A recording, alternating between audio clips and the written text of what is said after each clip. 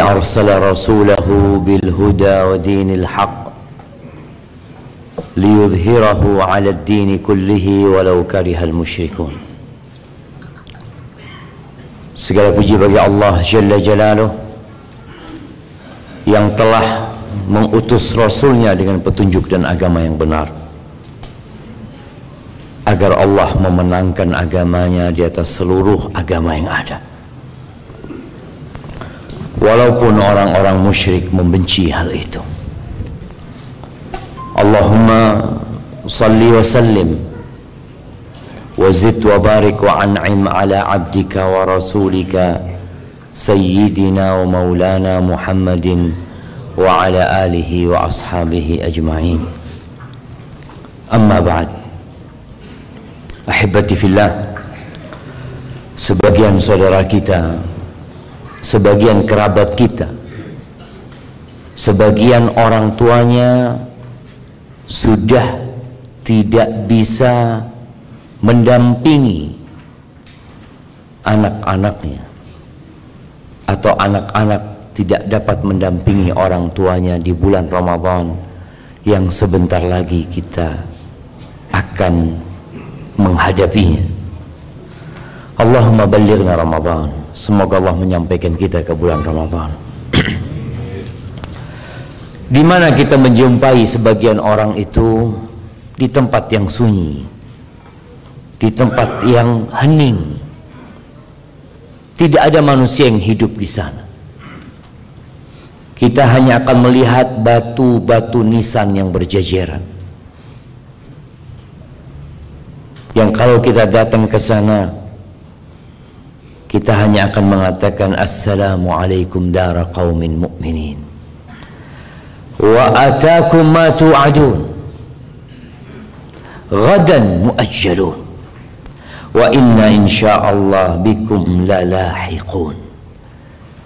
Nabi SAW ketika berkunjung ke kuburan, maka beliau akan mengatakan assalamualaikum, wahai negerinya orang-orang yang beriman, telah datang kepada kalian apa yang dijanjikan. Iya, besok ada yang ditunda, ada kebaikan-kebaikan yang mungkin belum dirasakan seluruhnya di dalam kuburan sana, tapi akan ada hari esok. Wa inna insyaallah bikum lalahiqun. Kami insyaallah akan bergabung sama kalian. Jadi sejatinya yang hidup menanti antrian. Sekarang kita cinta sama orang tua kita, kita ingin dekat sama orang tua kita, kita masih datang ke kuburan mereka, berziarah, mengucapkan salam kepada mereka. Kita masih memikirkan bagian dari rizki yang Allah berikan kepada kita untuk kedua orang tua kita. Yang orang tua memikirkan bagaimana dia bekerja keras demi anak-anaknya bisa melanjutkan sekolah, demi anak-anaknya menjadi anak yang sukses. Tapi nanti seperti tadi yang dibacakan oleh, maka ahibati fillah, kalau kita memang peduli sama diri kita dan sama keluarga kita, saatnya kita mempersiapkan diri bersama mereka menghadapi bulan Ramadan. Kita telah sampaikan pada kajian yang sebelumnya bahwa modal hidup manusia itu bukan harta. Modal hidup manusia itu bukan rumah, bukan jabatan dan kedudukan dia, tapi waktu yang Allah berikan kepada kita. Yang sebagian orang menghargai waktu dengan uang. Enggak, waktu itu lebih berharga daripada uang, jamaah. Ahibati fillah, orang yang terbaik man tala umruhu wa hasuna amaluhu, yang panjang umurnya dan baik amalannya. dan seburuk-buruknya manusia yang panjang umurnya dan buruk amalannya. Dengan bertambahnya umur dia nggak semakin baik. Orang seharusnya ketika sudah di atas 40 tahun itu berubah. Dia sudah bukan lagi anak muda, dia sudah tua. Dia sudah berada di pertigaan yang dia harus menentukan sikap dia. Ahibati fillah, berkaitan dengan Ramadan yang kita terus terang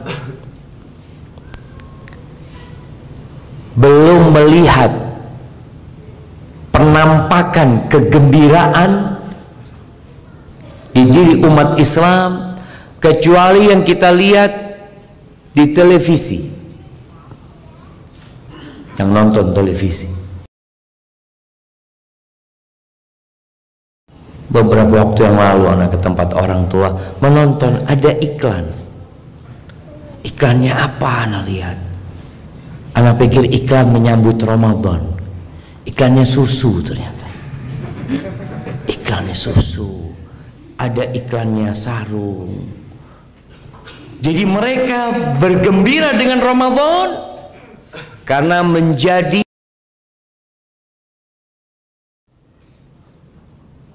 rizki. Padahal yang diperlukan oleh umat Islam adalah bagaimana mereka menyambut Ramadan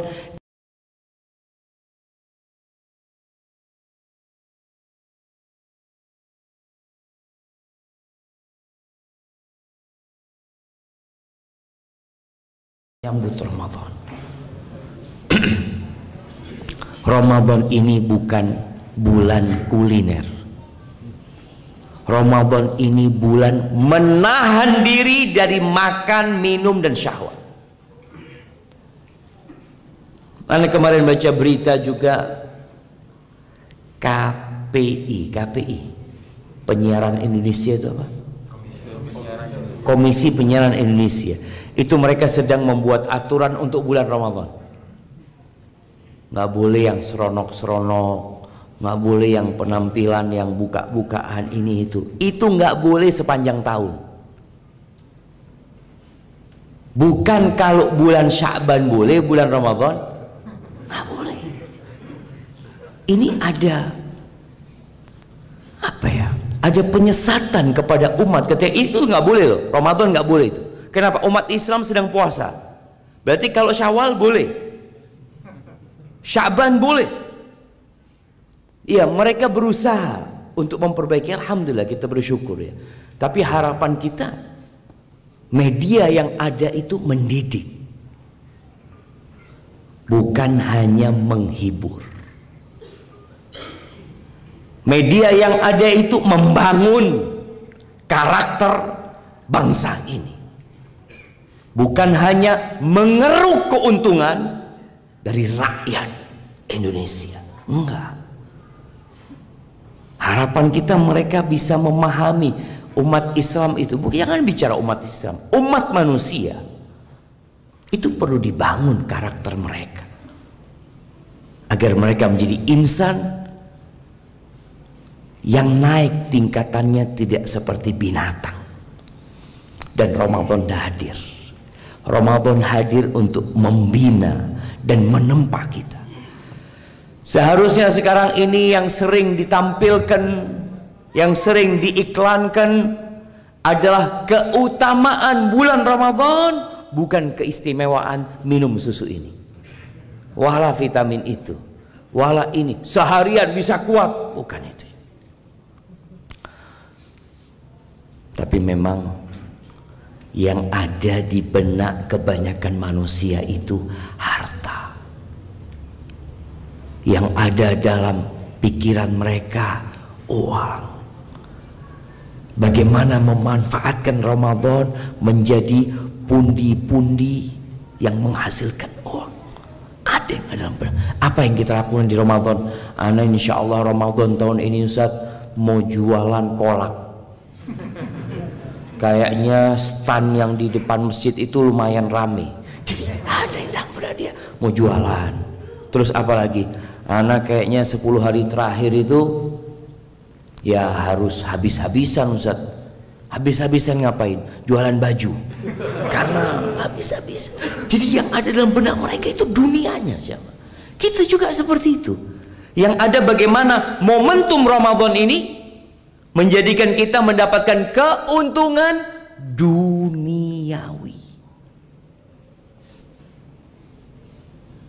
Karena dia beranggap Ramadan rutinitas. Ya memang udah kayak gitu Ustaz. Tiap tahun seperti itu. Nggak boleh jadi Ramadan ini Ramadan terakhir kita. Antum nggak akan ketemu lagi dengan bulan Ramadan. Dan kita sudah menyaksikan orang-orang yang kita cintai nggak hadir bersama kita di Ramadan tahun ini. Banyak jamaah yang nggak bisa hadir. Talha bin Ubaidillah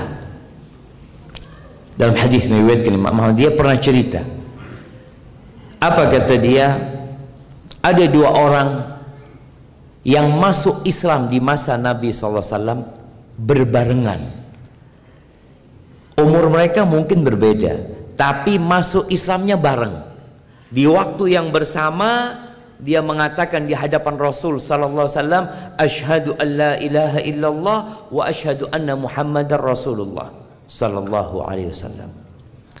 Kita tahu ketika masuk Islam yang lalu nol sudah, dosa-dosanya diampuni. Dia mulai lembaran baru.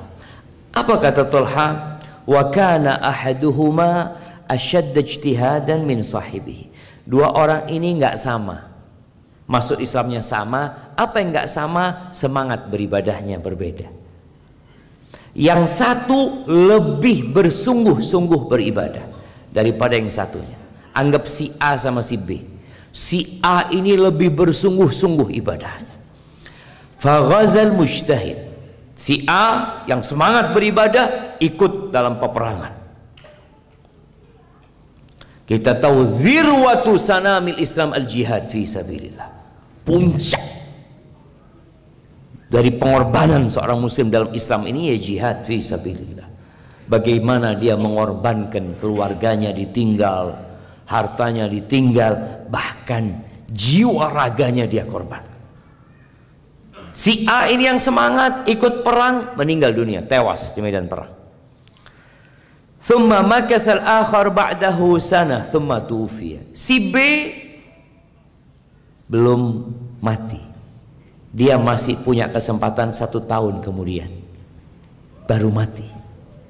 Dari kematian si A, si B matinya 1 tahun kemudian.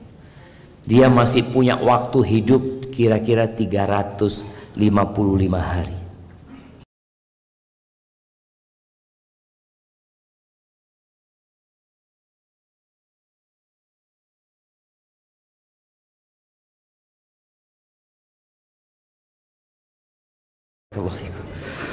Baik, nambah umurnya nih 1 tahun. Apa kata Talha? Faraitu fima yaran naim. Suatu malam aku tidur, aku mimpi. Dalam mimpiku itu ka'anni inda babil jannah.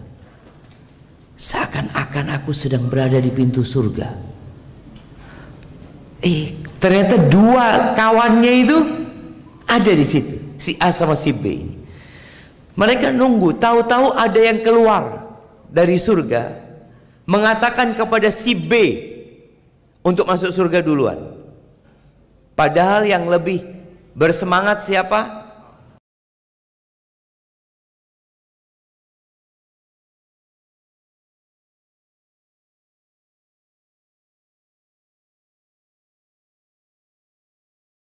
Kemudian si A disuruh masuk.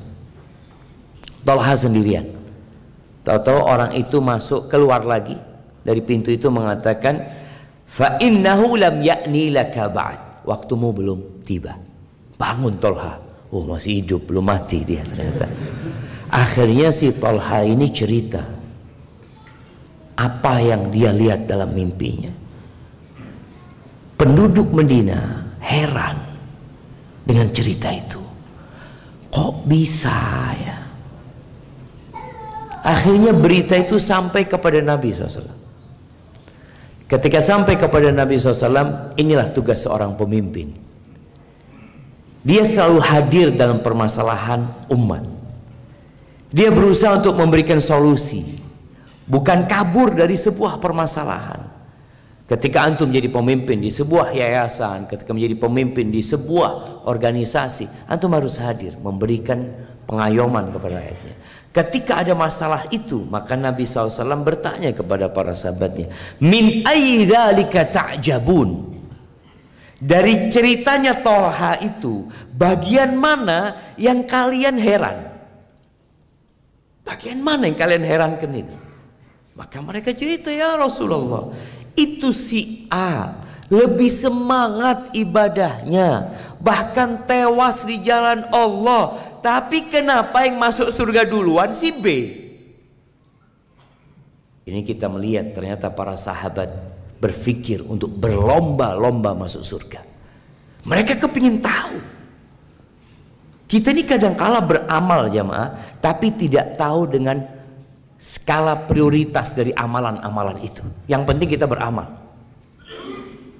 Makanya sebagian orang ada yang amalnya banyak, hari kiamat ditimbang dikit. Fulan amalnya sedikit, tapi kok berat di timbangan gitu loh. Masalahnya di mana? Ada orang sodako, ana sodako Ustaz, waktu hidup itu, umpamanya dia sodako 1 miliar. Fulan sodako buat masjid ukhuwah cuma 100.000 Ustaz. Tapi kok lebih berat punyanya si Fulan ya 100.000. Yang 1 M itu nggak seberat punya Fulan. Oh bisa jadi antum nggak ikhlas? Enggak, sama-sama ikhlas. Masalahnya apa? Fulan sodako 100.000, duit dia cuma 200.000. Fulan 1 M, duitnya 1 triliun. Antum bisa bayangin, nilai 1 miliar itu hanya 0,1% dari harta dia. Fulan yang sodako 100.000 berapa? 50% dari hartanya. Makanya kita perlu tahu gimana sih perhitungan nanti gimana. Karena kita tahu hari kiamat itu disebut Yaumuddin, hari pembalasan. Yaumul Hisab, hari perhitungan. Maka kadang-kala ada orang kerjanya santai. Ya Allah, Fulan ini Ustaz nggak pernah keringetan kerjanya, hasilnya banyak. Yang satu sampai hitam wajahnya, pas 100.000. Ada apa? Maka kita perlu benar-benar belajar nih. Ini yang ditanyakan oleh para sahabat kepada Nabi SAW. Kenapa si B masuk surga duluan? Kalau bicara semangat ibadahnya, si A lebih semangat. Dan kalau kita lihat matinya, si A itu mati syahid. Artinya kita tahu orang yang mati syahid ini, subhanallah, mendapatkan banyak fadilah. Lalu apa kata Nabi SAW? Alaysa qad makatha ba'dahu sanah. Nabi tidak menjawab langsung, tapi Nabi melontar pertanyaan kepada mereka yang sedang bingung. Bukankah si B ini masih hidup setelah kematian si A selama 1 tahun?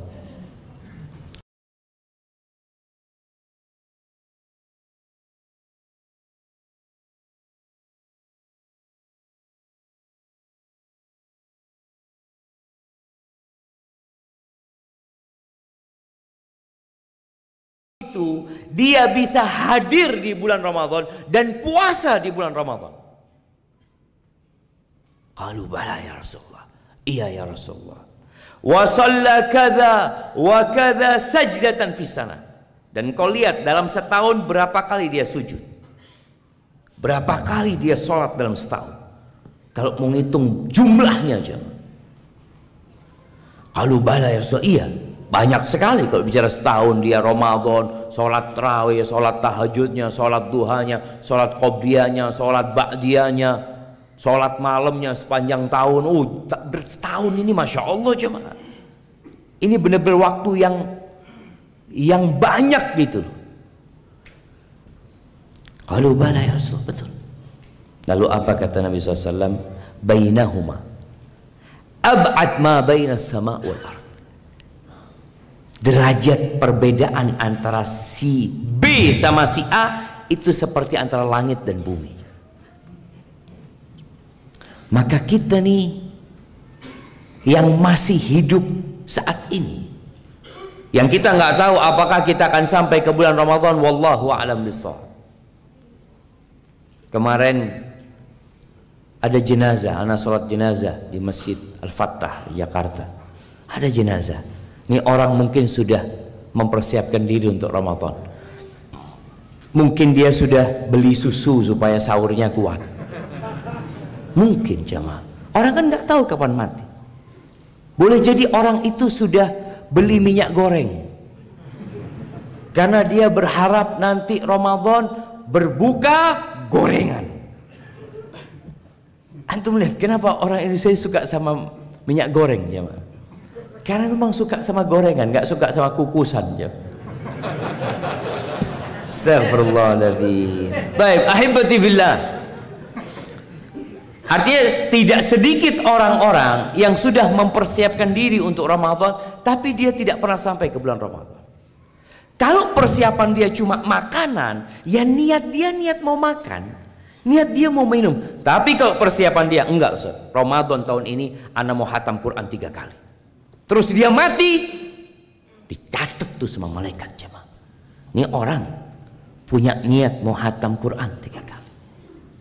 Dia ngomong, insya Allah anak Ramadan ini mau sholat di tarawih di Masjid Ukhuwah, Ustaz. Karena Masjid Ukhuwah itu alhamdulillah tiap malam 2,5 juz, Ustaz. Insya Allah. Betul, Ukhuwah 2,5 juz. 2,5 juz jamaahnya tinggal 1 soft setengah. Nah, berat jemaah, berat.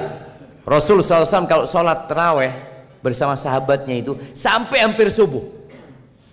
Bayangin bagaimana seorang sahabat Anas bin Malik cerita, dia pernah sholat jadi makmumnya Nabi SAW. Sholat malam di rumah Nabi SAW. Karena sholat malam sholat sunnah gitu loh. Beda sama sholat wajib. Ya, sholat wajib imam itu harus memperhatikan makmum. Sholat sunnah makmum itu ikut imam, nggak mau nggak apa-apa. Anak kayaknya berat Ustaz, anak mau duduk aja, nggak apa-apa. Antum sholat sunnah duduk, karena anak lihat sebagian orang itu karena sholatnya imam panjang, dia itu nunggu imamnya ruku. Astagfirullah, astagfirullah, astagfirullah. Untuk rakaat pertamanya itu dia nunggu imamnya ruku.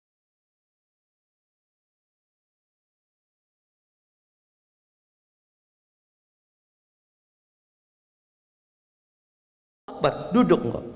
Nanti ketika waktu imamnya mau ruku engkau bangun. Dapat pahala separuh. Nah, tetap dapat separuh. Daripada tadi yang nunggu ruku, dia kehilangan pahala itu. Rasul sallallahu alaihi wasallam. Ini ceritanya Anas. Pernah sholat malam 1 rakaat. Rakaat pertama ini jemaah, yang Anas bermakmum bersama Nabi SAW. Nabi baca Al-Baqarah. Waktu baca Alif Lam Mim kata Anas, kayaknya 100 rakaat ruku nih Nabi SAW. Kan berharap nggak apa-apa jemaah. Ternyata lewat jemaah. Waduh, kata Anas, kayaknya nih Al-Baqarah kata dia. Setelah Al-Baqarah selesai, pikirnya Anas, Allahu Akbar mau ruku, baca Bismillah lagi Nabi SAW. Baca An-Nisa. Mungkin selesai An-Nisa berhenti. Selesai An-Nisa baca Ali Imran. Itu 1 rakaat 5 juz. Bayangin, 1 rakaatnya Nabi SAW. Tadi Anda sampaikan taraweh full 2,5 juz itu dikit ya, dibandingkan dengan 1 rakaatnya Nabi SAW. Makanya para sahabat itu kadang-kala kalau sudah Nabi selesai sholat, mereka buruan mau sahur karena takut subuh jemaah. Dari panjangnya sholat. Kita kan belum kayak gitu jamaah. Kita belum. Kita bahkan kalau imamnya panjang dikit dikasih SP 1. Masih mau jadi imam di Masjid Ukhuwah atau mau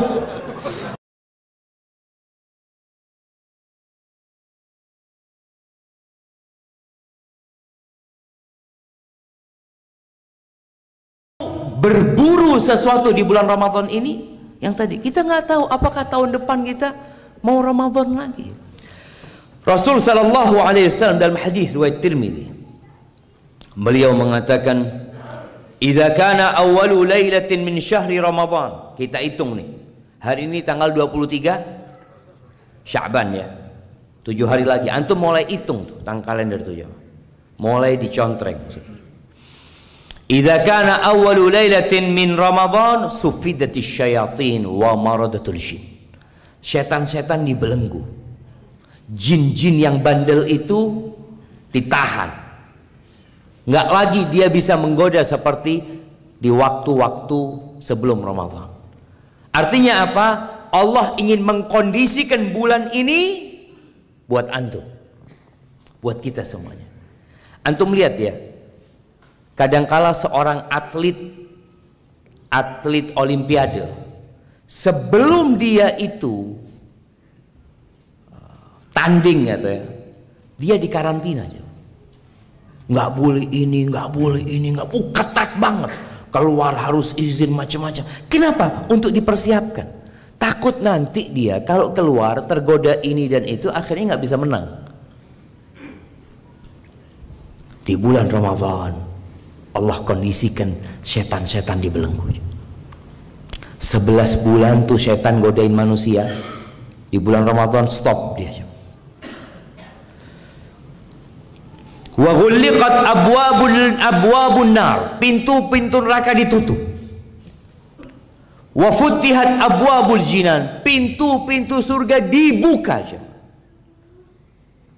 Ini menunjukkan Allah benar-benar ingin hambanya masuk surga. Padahal kita tahu ketika Allah menciptakan neraka dan surga, Allah mengutus Jibril untuk melihat itu surga dan neraka. Ketika Jibril melihat surga, Jibril mengatakan, "Ya Rabb, tidak ada satupun dari hambamu yang mendengar tentang surga, melainkan dia akan berambisi untuk masuk surga." Masuk surga mereka insya Allah. Siapa yang tidak ingin dengan kenikmatan jamaah? Bidadari surga di sana menunggu. Antum lihat orang-orang Jabodetabek, itu hari Jumat ke puncak macet jemaah. Kenapa mereka kerjakan terus jemaah? Pernah weekend nggak macet di puncak? Nggak pernah. Orang terus berangkat ke sana karena mereka merasa ada yang bisa dinikmatin di sana. Setelah capek lelah Jakarta 5 hari, aduh istirahat di sana. Maka mereka perjalanannya capek.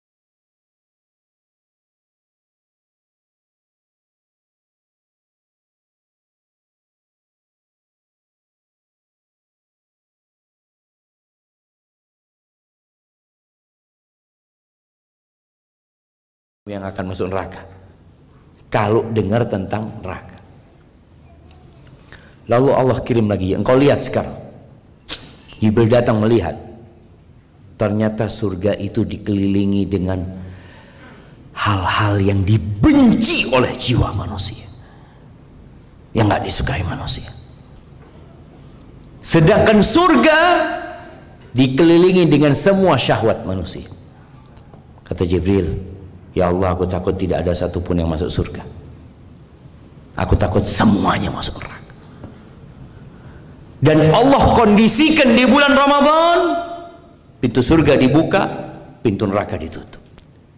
Di mana manusia syahwatnya dikontrol jemaah. Allah didik manusia di bulan Ramadan ini untuk tidak makan kecuali dengan aturan. Yang suka nasi uduk siapa jemaah? Nasi uduk, bubur ayam. Ana itu selama di Jember,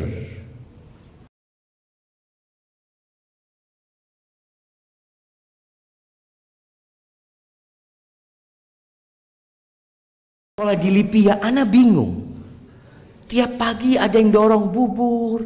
Emangnya banyak orang sakit di sini? Makan, dikasih bubur. Ternyata memang makanannya orang bubur makanannya. Antum bubur, nanti ketika antum puasa awal Ramadan ngelihat bubur, naudzubillah, Kenapa na'udzubillah? Enggak, ini menggoda ini. Sana, aku sedang puasa. Artinya antum benar-benar menempa syahwat untuk tidak melakukan sesuatu kecuali dengan aturan antum. Enggak, aku puasa. Siang hari ngeliat ada warung yang ditutup kain, kemudian kaki-kaki kelihatan di bawah, sepertinya maaf. Antum kadang lihat ini menggoda banget ini. Tapi dia enggak, aku enggak mau makan. Sampai makan yang halal, minum yang halal, istrinya yang halal, dia tinggalkan. Benar-benar Allah kondisikan kita di bulan Ramadan untuk tidak mengikuti syahwat kita, tapi mengikuti aturan Allah Azza wa Jalla. Allah mengatakan, fakulu washrabu hatta yatabayyana lakumul khaytul abyadu minal khaytil aswadi minal fajr. Silahkan kalian makan, minum sampai fajar terbit. Jadi kita makannya ikut aturan, bukan ikut keinginan. Dan ternyata kita mampu kita mengatur syahwat kita, jemaah. Sebagian mengatakan, ya Allah Ustaz, berat banget ya syahwat ini. Di bulan Ramadan antum mampu. Istrinya sendiri lewat dari kamar mandi. Astagfirullah. Ini bukan istrinya orang, jemaah, istrinya sendiri. Tapi dia enggak, dia tahan. Enggak, aku sedang puasa. Dididik seperti itu. Apa kata Nabi SAW? Wa yunadi munadin ya baghiyal khair aqbil. Ada yang menyeru, jemaah, mulai awal malam Ramadan itu, wahai orang yang ingin kebaikan, saatnya ini. Ya gimana pintu surga dibuka nggak mau masuk, pintu neraka ditutup maksa dicari kuncinya. Antum lihat sebagian tempat maksiat itu, orang itu udah ditutup, dia liatin apa ada pintu belakang, cari, mau maksa aja. Na'udzubillah. Jadi manusianya yang kemudian jadi setan, setannya udah dibelenggu, dianya maksa.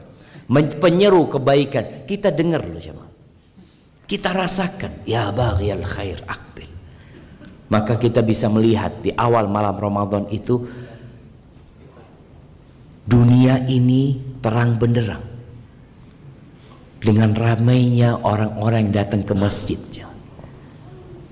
Ada orang yang tidak pernah datang ke rumah Allah kecuali Jumatan, tapi malam Ramadan dia datang. Dia bawa anaknya, dia bawa sejadah. Mau kemana bapak? Mau ke masjid. Loh, selama ini kok nggak ke masjid? Ya itu kenapa ya? Tapi Ramadan ini ada panggilan.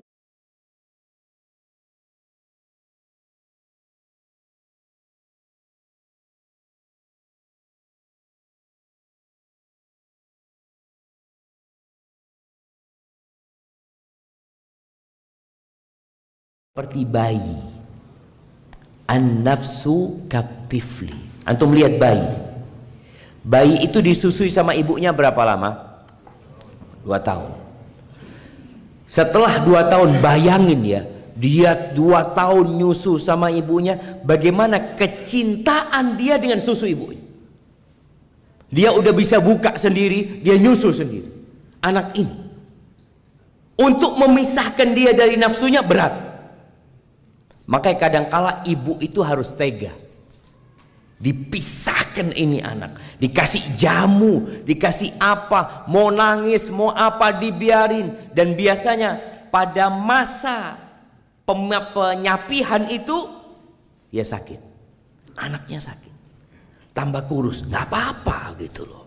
Ini proses gitu loh. Bentar lagi dia akan lebih gemuk lagi, karena akan ada banyak makanan yang lebih enak dari susu ibunya.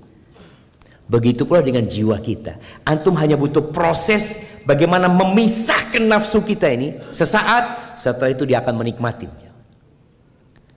Kita bisa. Dan buktinya Ramadan bisa. Ada orang yang bulan Ramadan nggak ngerokok, berhenti ngerokok. Alhamdulillah. Mampu ada Ustaz. Mampu, harus mampu. Tapi waktu berbuka ngerokok lagi. Kok ngerokok antum, kata dia. Katanya mampu ninggalkan rokok. Ya itu, kalau waktu buka kok nggak mampu setiap. Berarti dia sedang mengikuti hawa nafsunya. Padahal dia mampu, jemaah. Terbukti memang dia berhenti, jemaah. Di pesawat 9 jam yang nggak ngerokok. Mampu anak tidak rokok. Manusia itu hanya perlu perjuangan sesaat. Yang selanjutnya akan lebih enak. Kemudian kata Nabi sallallahu alaihi wasallam, "Walillahi utaqa minan nar wa dzalika kulla lailah." Allahu akbar, jemaah. Kita ini nggak tahu, jemaah. 50.000 tahun yang lalu sebelum penciptaan langit dan bumi, nama kita itu ada di list penghuni neraka atau penghuni surga. Allah, kita nggak tahu. Tapi di setiap malam bulan Ramadan ada orang-orang yang divonis bebas dari api neraka. Ini kesempatan. Kita berusaha bagaimana kita menjadi orang-orang yang dibebaskan dari api neraka. Itu setiap malam. Malam pertama kita mungkin belum maksimal, malam kedua anak akan lebih maksimal lagi ibadah supaya anak dihapuskan dari vonis masuk neraka jadi masuk ke surga Allah Azza wa Jalla. Kemudian Nabi sallallahu alaihi wasallam juga bersabda tentang keutamaan Ramadan, "Atakum Ramadan syahrun mubarak." Telah datang kepada kalian bulan Ramadan, bulan yang penuh dengan berkah. Wallahu berkah Ramadan. Apa berkahnya? Di bulan itu diturunkan Al-Qur'an. Di bulan itu diwajibkan puasa.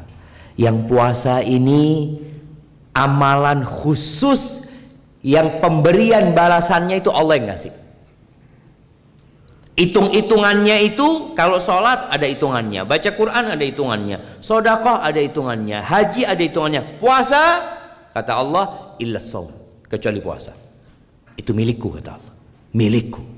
Wa ana ajzi bihi, aku yang akan kasih pahala. Bayangkan orang berpuasa ini tidak seperti sholat. Orang kalau sholat itu kelihatan. Antum tahu fulan sholat dari mana? Ya kelihatan dia menghadap kiblat, dia bertakbir Allahu Akbar, rukuk sujud, dia sholat. Oh, baik. Engkau tahu fulan haji? Ya tahu lah Ustaz. Dia berangkat ketika itu. Berangkat ke Arafah kemana? Engkau tahu fulan puasa? Nggak tahu ya. Puasa nggak fulan? Oh, nggak tahu. Kenapa? Karena puasa ini tidak mengerjakan sesuatu.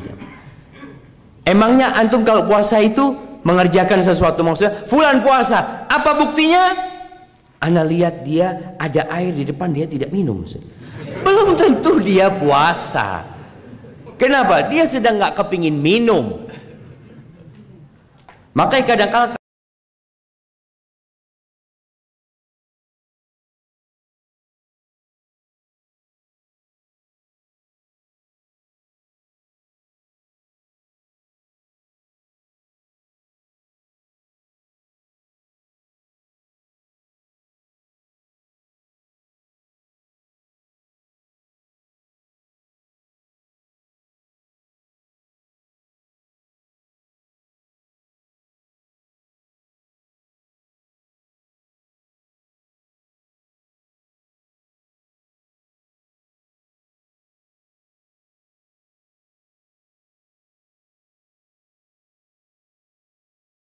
di mana? Riaknya dia akan mengatakan. Dia ketika masuk kantor ya, di pojokan sambil ngantuk-ngantuk. Kenapa antum? Puasa. Riaknya dia nggak ngomong, dia bisa. Tapi kalau sholat nggak perlu ngomong, dia mengatakan nggak perlu. Dia udah kelihatan dia itu sedang sholat gitu loh. Maka pahala puasa ini hanya Allah yang tahu berapa Allah akan kasih. Yada'u ta'amahu wa syarabahu wa syahwatahu min ajli. Ini orang ninggalkan makanan, minuman, syahwatnya untuk aku. Buktinya dia di kamar nggak ada yang ngeliat, dia nggak makan nggak minum. Di kamar nih. Padahal di kamarnya ada kulkas, dia lihat yang dingin-dingin. Allahu Akbar, dia tutup lagi. Karena dia tahu Allah mengawasin dia.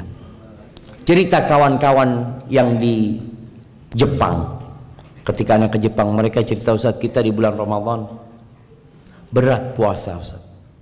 Kenapa? Karena perusahaan melarang puasa. Sebagian perusahaan di sana, mereka nggak paham dengan ibadah puasa ini. Kok bisa orang itu ninggalkan makan dan minum dari fajar sampai matahari tenggelam?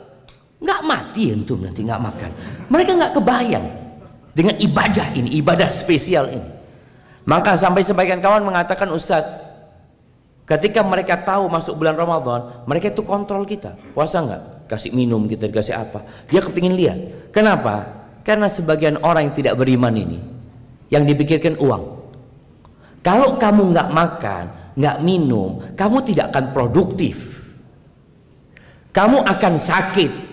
Perusahaan yang akan menanggung nantinya. Dia lupa bahwa umat Islam itu perang di bulan Ramadan. Umat Islam di bulan Ramadan itu lebih produktif. Bayangin ya, bagaimana kalau kita membaca para sahabat Nabi dan generasi setelah mereka. Di bulan Ramadan mereka bisa baca Quran dalam 3 hari hatam. Ini yang nggak puasa setahun nggak hatam. Antum bisa lihat nih. Ini orang 3 hari hatam Quran di bulan Ramadan, kita setahun nggak hatam padahal nggak puasa. Seharusnya kan nggak puasa lebih kuat gitu loh, baca Quran, makan dikit, baca Quran. Selesai antum. Di bulan Ramadan fokus jamaah. Dan orang ketika lapar, maka syahwat dan nafsunya biasanya akan mereda jamaah. Maka tolong berkahnya Ramadan ini dijaga. Kemudian kata Nabi SAW, sama dibuka pintu langit, ditutup pintu neraka, setan dibelenggu. Lalu beliau mengatakan dalam hadis ini, fihi lailatun khairun min alfi syahr. Di bulan Ramadan itu ada 1 malam yang lebih baik dari 1000 bulan. Masya Allah. Udah kerja? Udah. Digaji berapa sebulan? 5.400.000. Masya Allah. Fadhal. Digaji 5.400.000. Kalau 1000 bulan dapat berapa antum berarti? 5M 400 juta. Betul? Bayangin jemaah. 1000 bulan antum akan dapat 5M, 4 juta. 4 ya. 5.400 juta. Masya Allah. Mau antum kerja 10 hari dapat 5M, 4. Kok 10 hari? Setahun Ustaz? Nggak apa-apa Ustaz. Ya kalau dihitung setahun dapat berapa? Dapat 60 jutaan. Ini kalau sekarang kerja sehari dapat 5,4M. Allahu Akbar. Dia akan izin sama orang tua, ayah, bunda, anak ini mau kerja 10 hari aja, insya Allah dapatnya 5,4M. Apa kata ayah bundanya? Nah, jangan 10 hari, sebulan nggak apa-apa, ibu tunggu di sini. Karena hasilnya banyak. Seorang suami yang ngomong sama istrinya, yang tiap bulan dapat gaji 5,4, dia kasih istri sebagian, lalu dia ngomong, Dek, abang ini mau kerja, mau merantau. Berapa lama bang? Sebulan. Dapat duit berapa? Dapat duit 1M. Bismillah bang. Berangkat bang.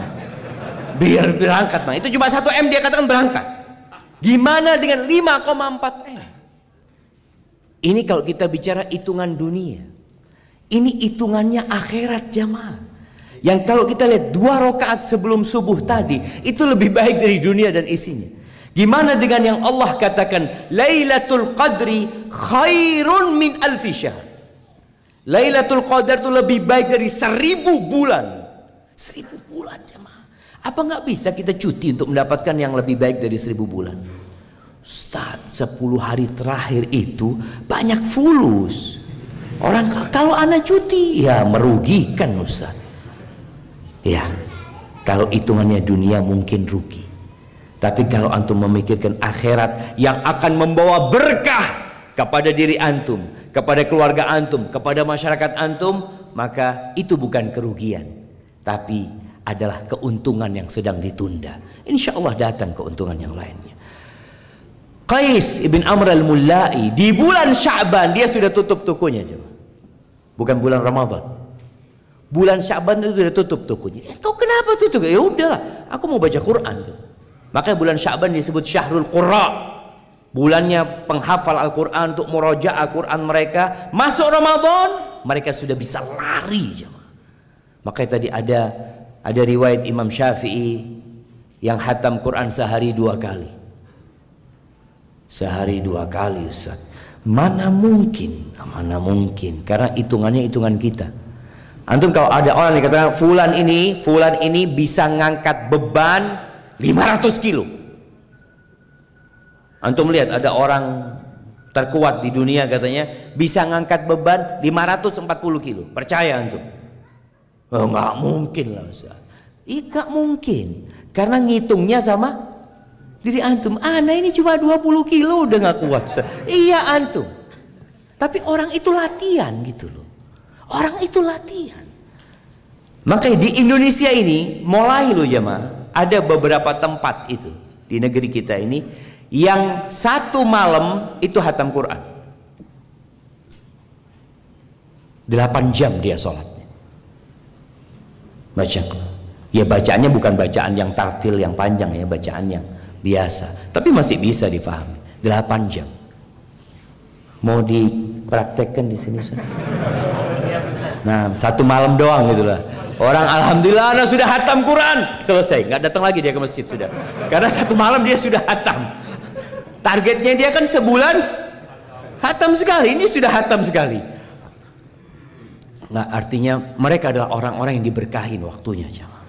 Ketika masuk 10 hari terakhir mereka mencari Lailatul Qadar. Ini paling tidak target kita. Tapi kita kan nggak tahu apakah Anda bisa sampai ke 10 hari terakhir, nggak tahu. Tapi niatkan. Antum sudah punya niat. Sekarang ini 10 hari terakhir Anda insya Allah akan iktikaf. Atau anak kayaknya nggak bisa iktikaf, Ustaz. Terus anak mungkin pulang kerja baru pulang ke masjid. Ngomong sama istrinya 10 hari terakhir anak udah pulang pergi dari masjid. Artinya dia berangkat kerja dari masjid, pulang kerja ke masjid. Boleh apa nggak iktikaf kayak gitu? Boleh. Artinya kalau bisa full itikaf alhamdulillah. Tapi karena nggak bisa, ada tanggung jawab dan kewajiban. Jangan sampai antum iktikaf kemudian istri dan anak antum nggak makan. Ngomong sama istrinya, aku titipkan engkau kepada Allah. Betul jemaah, cuma suami ini punya kewajiban memberikan nafkah. Maka tolong jangan sampai mengerjakan yang sunnah meninggalkan yang wajib. Meraih Lailatul Qadar nggak harus iktikaf, tapi iktikaf itu untuk mendapatkan hasil yang maksimal. Itu dengan iktikaf. Ahibati fillah, Rasulullah Sallallahu Alaihi Wasallam itu menyuruh kita berbuat baik sepanjang tahun. Jadi bukan hanya bulan Ramadan. Ini antum jangan nunggu baca Quran nanti Ramadan. Insyaallah Ustaz, anak akan baca Quran Ramadan. Jangan, hari ini udah baca Quran gitu loh. Antum bicara sedekah, insyaallah Ramadan anak sedekah. Hari ini antum sudah sedekah. Mau sholat malam, insyaallah anak nanti Ramadan anak akan terawih 11 rakaat atau mau 23 rakaat. Malam ini antum sudah kerjakan. Sebagian orang berpikir sholat terawih itu sholat khusus di bulan Ramadan. Sholat terawih itu adalah sholat malam yang dikerjakan sebenarnya setiap hari, setiap malam. Hanya di bulan Ramadan Rasulullah SAW pernah melakukannya berjamaah 3 hari bersama para sahabat. Kemudian beliau meninggalkan hal itu karena takut diwajibkan. Di masa Abu Bakar Siddiq orang sholat biasa, sholat malam, sholat Ramadan pun mereka sholat gitu loh. Di masa Umar bin Khattab radhiyallahu ta'ala anhu baru mereka diatur tuh berjamaah lagi seperti di masa Nabi Shallallahu Alaihi Wasallam. Tapi bukan berarti kita malam ini nggak bisa sholat sendiri di rumah antum. Target malam ini anak sholat 11 rakaat. Kapan? Habis Isya. Karena sebagian orang itu, anak kalau sholat malam, ya Allah Ustaz, berat. Apalagi kalau kecapean, bangun kira-kira ya 15 menit sebelum adzan. Alhamdulillah antum bisa witir di situlah. Tapi mulai habis Isya sudah sholat 2 rakaat, 2 rakaat, 2 rakaat, anggap 8 rakaat, berhenti sudah. Insya Allah nanti witirnya sebelum subuh. Malam ini udah dikerjain gitu. Karena Nabi SAW mengatakan dalam hadis riwayat Tabrani, if'alul khaira dahrakum, berbuatlah kebaikan sepanjang masa. Jadi bukan cuma di waktu-waktu tertentu, enggak. Berbuat baik itu sepanjang masa. Wa ta'arradu li nafahati rahmatillah. Tapi ada waktu-waktu spesial. Di sini kita tambah gitu loh. Kalian kalau ada waktu-waktu momentum yang penuh dengan fadilah, di situ kita mencari rahmat Allah lebih semangat lagi. Jadi sholat malamnya bukan hanya di bulan Ramadan. Fa inna lillahi nafahatin min rahmatihi yusibu bihi man yasha min ibadi. Allah tuh punya sentuhan-sentuhan rahmat tersendiri yang Allah berikan di waktu-waktu tertentu kepada hamba-hambanya. Maka di situ kita berusaha ketika masuk bulan Ramadan, masuk 10 awal Dzulhijjah ya. Itu kita berusaha untuk lebih semangat lagi. Seperti kita beribadah 20 awal Ramadan, kita beribadah, tapi nanti 10 hari terakhir ditambah tuh, volume ibadahnya ditambah. Kemudian wasallallahu an yastura auratikum, kata Nabi SAW, mintalah kepada Allah agar Allah menutupi kesalahan-kesalahan kalian. Artinya sebagian orang itu cari kebaikan, nah, tapi jangan lupa minta sama Allah, engkau punya dosa, engkau punya banyak kekurangan. Minta sama Allah supaya ditutupin kekuranganmu. Wa ayyu ammina rawatikum, minta sama Allah supaya ya kekhawatiran kalian itu ditiadakan, jadikan aman. Ahibati fillah, Rasulullah sallallahu alaihi wasallam ketika beliau menghadapi Ramadan terakhir beliau, berbeda dengan Ramadan tahun kedua, ketiga, keempat, kelima, keenam. Ramadan itu tahun kedua ya, diwajibkan ibadah puasa itu. 2, 3, 4, 5, 6, 7, 8, 9. Tahun ya 9, betul jemaah. 2, ya 2, 3, 4, 5, 6, 7, 8, 9. Artinya 8 tahun Nabi SAW itu sudah puasa. Kemudian tahun ke-9 beliau puasa. Tahun ke-10 Hijriah beliau puasa.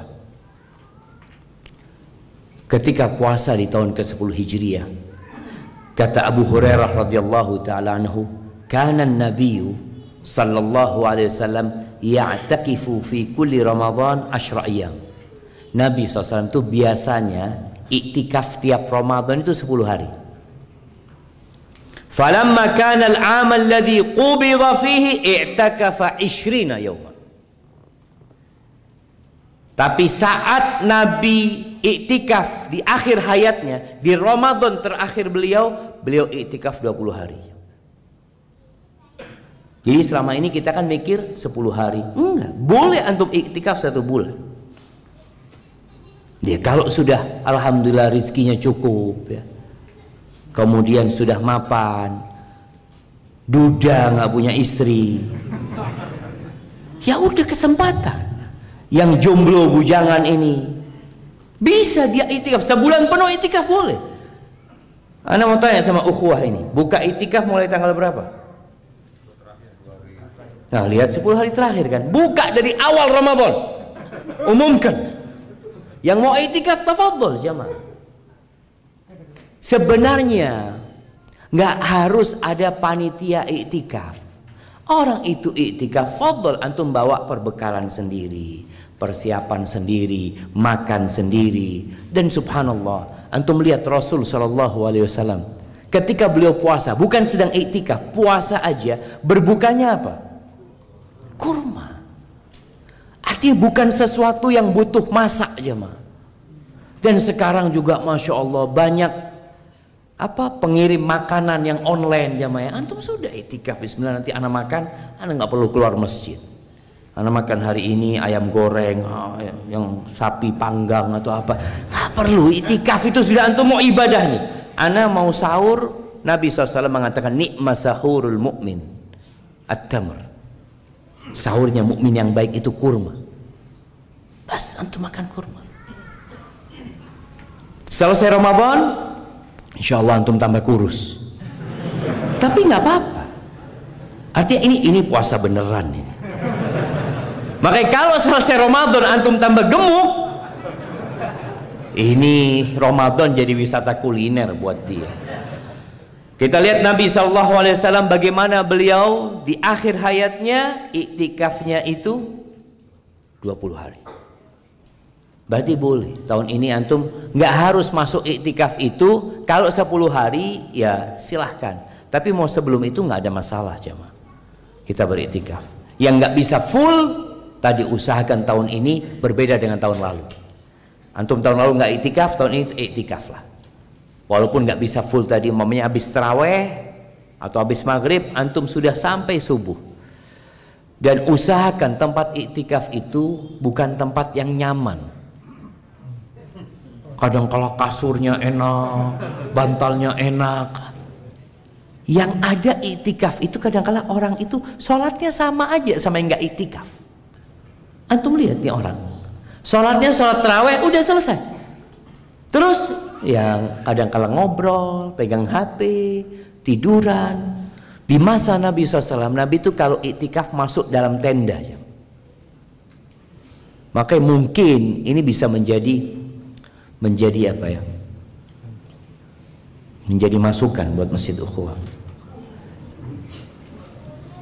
Pesen bisa custom tenda yang agak tinggi, kecil, tinggi, tapi orang itu bisa berdiri. Jadi dia sholat tuh nggak ada yang ngelihat, tidur juga nggak ada yang ngelihat. Artinya kan, gimana? Iya, artinya dia ini bisa ibadah di situ. Jadi bikin tenda, Nabi itu dibikinkan tenda dalam masjid. Jadi beliau masuk ke tempat iktikafnya di situ. Soalnya kalau kita di masjid ya, iktikaf, kemudian kita berzikir sholat, dilihatin orang ya, Masya Allah, fulan iktikaf beneran fulan. Itu kan juga nggak enak. Tapi ketika dalam tenda, yang tenda itu bisa ditutup. Maksudnya itu tinggal nanti ketika mau sholat taraweh ditutup, ditaruh semuanya. Selesai sholat taraweh, silahkan gitu loh. Orang-orang itu bikin tenda-tenda sendiri. Dan ya beli, nggak ada masalah siapa. Beli. Atau masjid mau menyewakan hal itu, harapan ana kita bisa lebih mengkondisikan iktikaf itu menyendiri di rumah Allah Azza wa Jalla. Mungkin itu yang dapat ana sampaikan pada kesempatan kali ini. Yang terakhir berkaitan dengan Quran jamaah.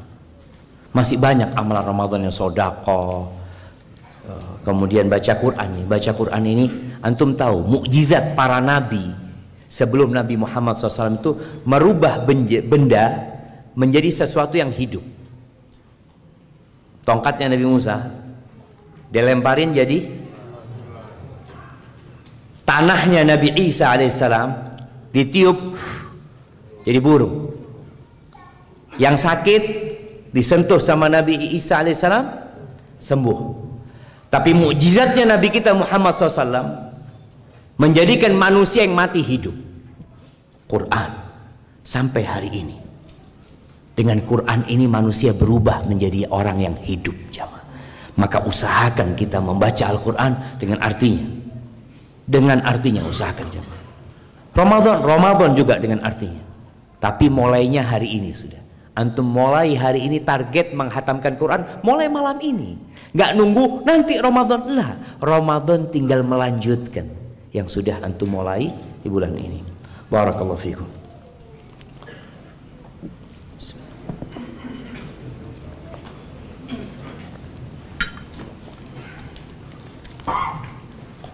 Alhamdulillah.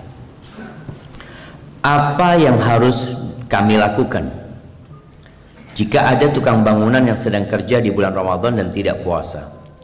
Apakah kita berdosa kalau kita diminta makanan minuman oleh mereka? Mohon nasihatnya. Jangan. kita bikin kesepakatan sama mereka.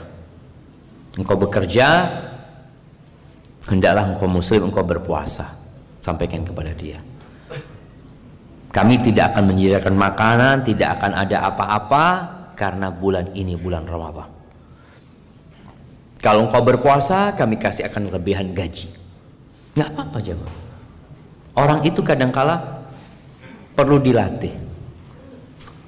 Tukang ini kadang-kala merasa nggak kuat kalau puasa, nggak kuat, tapi tidak mau. Masalahnya itu tidak mau. Maka mungkin seperti itu kita bikin kesepakatan, nggak ada, kami tidak akan sediakan makanan karena ini bulan Ramadan, dan kalau bisa kita cari tukang yang berpuasa atau kita ringankan kerjanya. Ini termasuk pahala buat kita. Engkau datang ke tempatku kerja setengah hari puasa tapi gaji full. Wah, enak dia Ustaz, enak kita, enak kita. Kita insya Allah dapat pahala puasa dia. Kita dapat keutamaan memberikan gaji lebih buat dia. Mudah-mudahan bisa sebenarnya dipraktekkan itu jamaah. Kalau kita mau ya. Kita juga bukan berambisi dunia, kita juga berambisi akhirat supaya orang-orang itu belajar puasa. Barakallahu fikum. Ustaz, di bulan Ramadan setan-setan dibelenggu, tapi kenapa di bulan Ramadan masih ada yang bermalas-malasan untuk beribadah? Jangan bicara bermalas-malasan. Ada yang nggak ibadah, ada yang nggak puasa jamaah. Kita lihat Ramadan ada orang nggak puasa. Para ulama ketika menjelaskan setan dibelenggu, ada yang menjelaskan bahwasanya mereka dibelenggu dengan beneran. Dan makna ini bisa diterima karena Allah punya kuasa untuk membelenggu setan. Mereka ciptaan Allah Azza wa Jalla. Yang kedua, boleh jadi dengan manusia berpuasa, jalannya setan itu untuk menggoda kita dipersempit. Atau setan itu nggak bisa goda seperti dulu lagi. Tapi kalau kita melihat ada orang-orang yang nggak puasa di bulan Ramadan, nggak sholat di bulan Ramadan, kita tahu 11 bulan setan itu sudah melatih. Melatih siapa? Ini manusia. Dilatih nggak sholat, dilatih berbuat maksiat. Nanti pas bulan Ramadan setannya, aku nggak bisa lagi godain engkau, engkau lanjutkan. Ini orang kerja tanpa godaan setan. Tapi setan udah ngelatih dia 11 bulan. Maka ahibati fillah, orang ini kadang-kadang kasih contoh, ada dua orang yang berkawan. Si A ini orang baik, si B ini orang buruk. Si B ini mempengaruhi si A terus ya, sampai si A ini kecanduan berbuat dosa, sampai dia narkoba. Kemudian si B mati. Apakah si A berhenti berbuat dosa? Belum tentu. Bisa jadi dia udah biasa berbuat dosa. Bahkan dia jadi setan, cari orang lain jadi kawannya dia. Syayatinul insi wal jin. Kata Allah, ada setan-setan dari bangsa manusia dan setan dari bangsa jin. Yuhi ba'duhum ila ba'din zukhrufal qawli ghurura. Mereka saling menggoda. Mereka membisikkan ungkapan-ungkapan palsu untuk menggoda manusia. Hadza wallahu a'lam bissawab. Ini sama pertanyaannya. Ustaz, ada orang yang hidup sederhana, mempunyai hutang pada kakaknya, yang hidupnya alhamdulillah dalam kecukupan. Bolehkah orang itu masih terus infak dan mumpung Ramadan memberi buka puasa ke orang yang kurang mampu karena ingat pahalanya sangat besar? Si kakak tidak apa-apa kalau hutangnya belum dibayar. Bolehkah Ustaz? Nah, ahibati fillah, ingat hutang itu ada yang belum jatuh tempo. Maka berarti kita belum punya kewajiban melunasi. Belum wajib. Mamanya, anak punya utang sama kakak, bayarnya bulan haji. Ya udah, berarti kan kita memang boleh sedekah, aman. Karena jangan sampai kita mengerjakan yang sunnah, yang wajib tinggalkan. Tapi kalau sudah jatuh tempo dan engkau punya uang, engkau perlu ngomong sama yang punya uang. Aku ini sudah mamanya temponya Ramadan Ustaz, Anda janji sama kakak bulan Ramadan. Maka ketika waktu bayar itu dan antum punya uang atau nggak punya uang, antum datang ke kakak antum. Kak, ini Ramadan, waktunya bayar utang. Boleh nggak ditunda bayarnya? Ngomong gitu. Kalau diperbolehkan silahkan. Karena nggak jadi wajib lagi jamaah. Khairukum, kata Nabi SAW, ahsanukum ahsanukum qadaan. Orang yang terbaik di antara kalian dalam urusan utang piutang ini yang paling baik kalau ngelunasi utangnya. Dalam muamalah itu, jadi kalau mau lihat orang baik atau tidak itu, lihat dia bayar utang tepat waktu atau tidak. Dan antum kalau nggak suka sama sahib antum kasih utang. Antum fulan ini, aduh, dia butuh, fadol nih 1 juta, fadol. Insya Allah nggak ketemu antum lagi dia. Karena takut ditagih dia kan. Ini termasuk kita, anak nggak memutuskan silaturahim, Ustaz. Dia yang menghilang dari anak itu kan.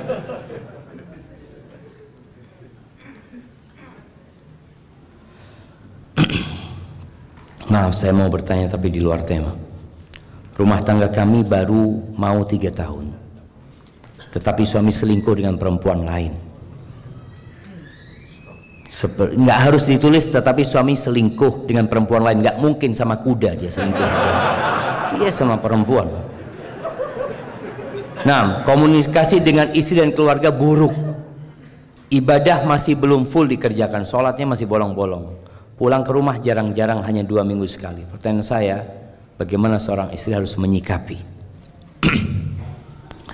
Masya Allah, istrinya ini sabar.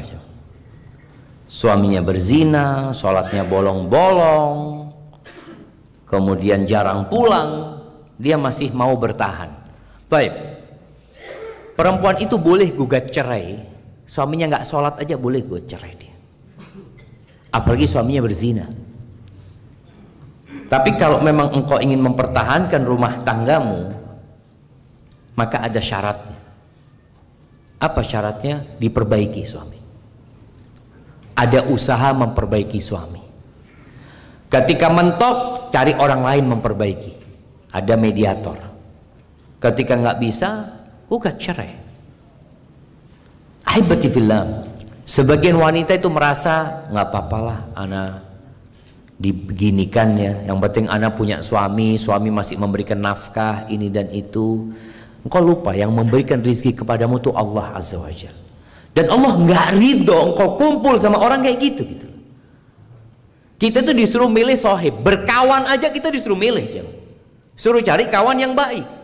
Karena kawan yang buruk itu akan mengantarkan kepada keburukan.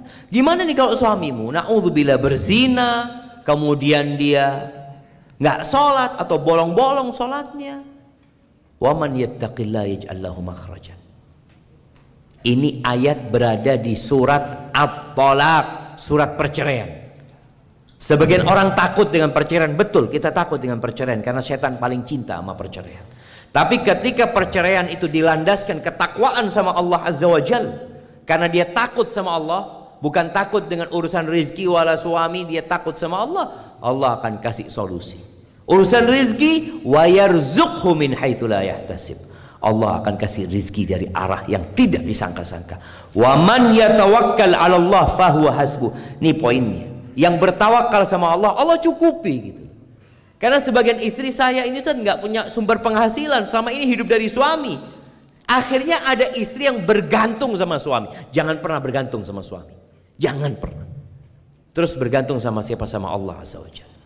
Suamimu bisa mati, suamimu bisa selingkuh, suamimu bisa menceraikan, tapi Allah Azza wa Jalla Hayyun Qayyum. Barakallahu fikum. Mau puasa, mau puasa,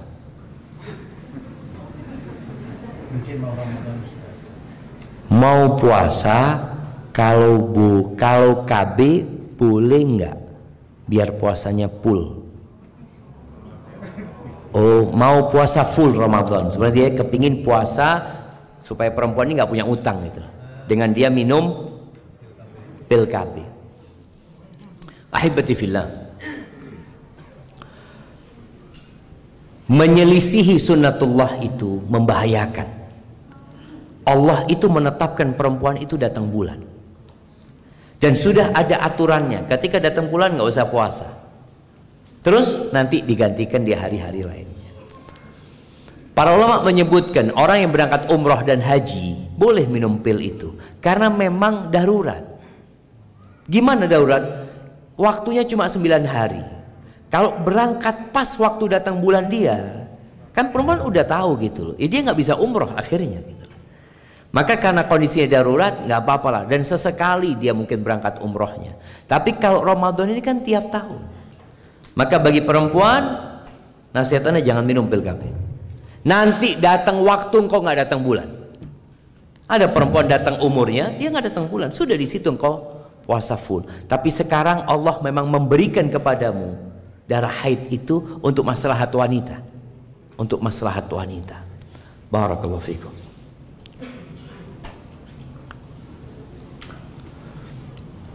Kalau pintu surga dan neraka, kalau pintu surga dibuka dan neraka ditutup, dan kita meninggal di bulan itu, apa kita langsung masuk surga? Tergantung amalannya.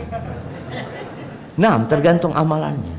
Artinya ada orang mati di bulan Ramadan nggak sholat, ada orang mati di bulan nggak puasa dia. Maka semua tergantung amalannya. Jadi ini tanda baik. Artinya kita kalau melihat orang mati hari Jumat, tanda baik, insya Allah ya. Tapi kalau orang itu nggak sholat, yang hitungannya itu bukan harinya, tapi amalan manusia itu sebenarnya. Tapi ada momentum yang momentum penuh dengan kebaikan seperti Ramadan ya. Orang yang meninggal dunia haji umpamanya, ketika sedang pakai ihram, itu momentum kebaikan. Tapi ternyata nih orang sebenarnya nggak sholat, cuma berangkat haji gara-gara orang ngomong, kenapa antum sudah punya duit nggak berangkat haji, akhirnya berangkat haji, mati di sana. Padahal dia sebenarnya hajinya karena omongan manusia. Bagaimana hukumnya untuk akhwat iktikaf? Disyariatkan juga perempuan iktikaf, tapi dengan aturan. Istri-istri Nabi iktikaf. Tapi pernah Nabi SAW nyuruh bongkar tendanya istri-istrinya. Karena istrinya itu iktikaf, tendanya mau deket sama tendanya Nabi ya. Nabi ngelihat ini, kalian ingin kebaikan, bongkar kata Nabi semuanya. Ini mau ibadah tapi mau deket sama Nabi SAW. Jadi perempuan itu disyariatkan iktikaf, tapi dengan aturan. Aturannya apa? Kalau dia seorang anak perempuan, ya izin sama orang tuanya. Kalau dia seorang istri, izin sama suaminya. Kadang-kadang ada perempuan mengatakan, enak banget engkau bang iktikaf, aku di rumah ngurusin anak-anak. Memang beda kewajiban. Suami disyariatkan untuk berjamaah ke masjid, sholat Jumat, jihad fi sabilillah. Perempuan enggak gitu. Ada tugas yang dia emban. Tapi insya Allah ketika seorang istri ikhlas, dia di rumahnya menjaga keluarganya, mudah-mudahan dia akan dapat bagian dari pahala iktikaf suami. Karena suami bisa iktikaf gara-gara istrinya menjaga anak-anaknya. Seperti itu. Jadi bagi perempuan kalau mau iktikaf tadi izin sama, kalau istri ya izin sama suaminya, dan usahakan tempatnya yang tertutup, yang aman bagi dia. Barakallahu fiik.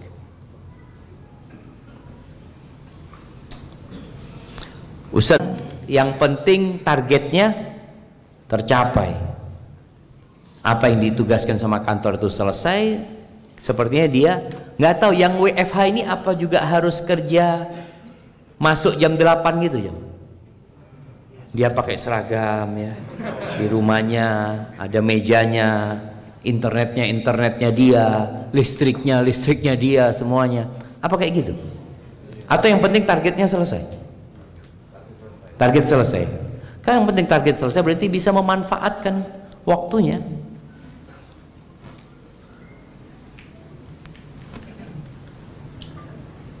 Nah, afwan, anak kangen Rasulullah SAW Ustaz. Lebih ingin melihat wajah Allah Azza wa Jalla nanti di akhirat kelak. Anak ingin tahu caranya. Tapi Ustaz kan lebih tahu karena keilmuan Ustaz. Dan satu lagi Ustaz, apakah kajian Ustaz di GBK Senayan Muslim Fair jam 4 nanti tetap diadakan?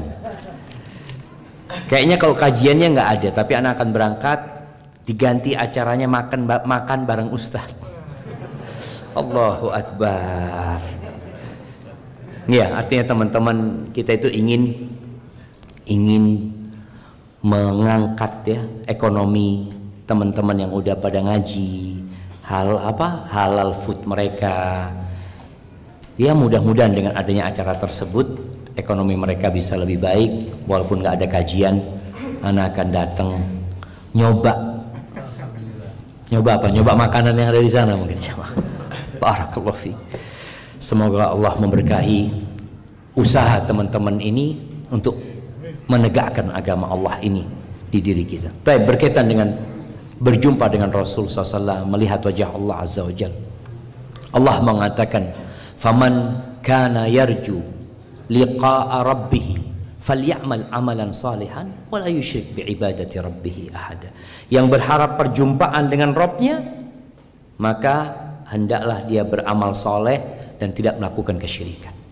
Jadi intinya kalau kita ingin berjumpa dengan Allah, tolong wujudkan la ilaha illallah Muhammad Rasulullah. Dengan mewujudkan dua kalimat yang kita telah ikrarkan itu, insya Allah kita akan berjumpa dengan Allah Azza wa Jalla. Kemudian ahibati fillah, perlu kita berdoa. Kalau engkau benar rindu sama Allah Azza wa Jalla, maka berdoa, minta sama Allah.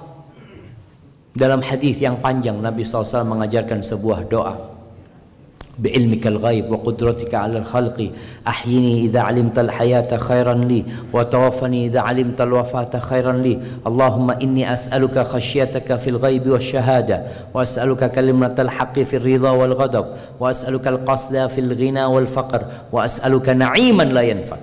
Ya Allah, aku memohon kepada nikmat yang enggak ada habisnya, wa qurrata 'ain la tanqati, dan penyejuk pandangan yang enggak putus juga. Allahumma inni as'aluka na'iman la yanfat wa qurrata 'ain la tanqati wa as'aluka ridha ba'dal qada wa bardal 'aishi ba'dal maut, dan aku memohon kepadamu keridhaan setelah takdirmu terjadi dan dinginnya hidup setelah kematian, wa bardal 'aishi ba'dal maut, wa as'aluka ladzatan nadhari ila wajhika wasyauqa ila liqa'ik. Ya Allah, aku memohon kepadamu kelezatan memandang kepadamu dan kerinduan untuk berjumpa dengan engkau, fi ghairi dharra mudhirra wala fitnatin mudillah, dalam kondisi tidak ada yang membahayakan aku dan tidak ada fitnah yang menggangguku. Minta sama Allah. Ini doanya Nabi SAW. Jadi baca doa, wa as'aluka ladzatan nadhari ila wajhika wasyauqa ila liqa'ika fi ghairi dharra mudhirra wala fitnatin mudillah. Banyak-banyak baca doa itu, semoga Allah Azza wa Jal mengampuni dosa-dosa kita dan memperkenankan kita untuk berjumpa dengan Dia. Jamaah terus berdoa semoga Allah menyampaikan kita ke bulan Ramadan. Allahumma ballighna Ramadan wa sallallahu ala nabiyyina Muhammadin wa ala alihi washabbihi wasallam.